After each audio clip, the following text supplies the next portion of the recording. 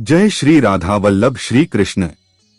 जब श्री राम के सामने ही श्री सीता जी ने पृथ्वी देवी के साथ नागलोक से होकर अपने लोक साकेत धाम पहुंच गई। ये घटनाएं शाम के बाद के रात्रि के आरंभ में हुई। रात बीतने पर जब सवेरा हुआ तब श्री रामचंद्र जी ने बड़े बड़े मुनियों को बुलाकर अपने दोनों पुत्रों से कहा, अब तुम निशंक होकर शेष रामायण का गान आरंभ करो।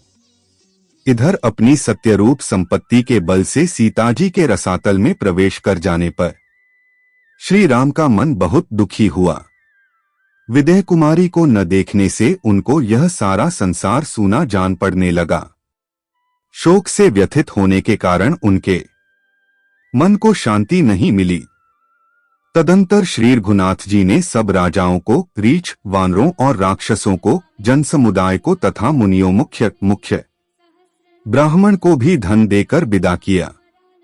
इस प्रकार विधिपूर्वक यज्ञ का समापन करके कमलनयन श्री राम ने सबको विदा करने के पश्चात उस समय सीता का मन ही मन स्मरण करते हुए अयोध्या में प्रवेश किया। यज्ञ पूरा करके रघुकुलनंदन राजा श्री राम अपने दोनों पुत्रों के साथ रहने लगे। उन्होंने सीता जी के सिवा दूसरी किसी स्त्री से विवाह नहीं किया। प्रत्येक यज्ञ में जब धर्म पत्नी की आवश्यकता होती, श्री रघुनाथ जी सीता के स्थान पर स्वर्णमयी प्रतिमा बनवा लिया करते थे। उन्होंने 10,000 वर्ष तक राज्य किया। कितने ही अश्वमेध यज्ञ और उनसे 10 गुने वाजपेय यज्ञ का अनुष्ठान किया। उतनी ही संख्या में सीता जी की स्वर्ण प्रतिमाएं भी थी। जब भगवान श्री राम पृथ्वी से अपने लोक साकेत धाम को जाने लगे, ओ स्वर्णमयी सीता जी की मूर्तियां स्त्री रूप में प्रकट होकर बोली, अब हमें भी अपने साथ ले चलो। श्री राम ने कहा, अभी तुम देवलोक जाओ, द्वापर युग में परात्पर परिपूर्णतम पर ब्रह्मा श्री कृष्ण को प्राप्त करोगी।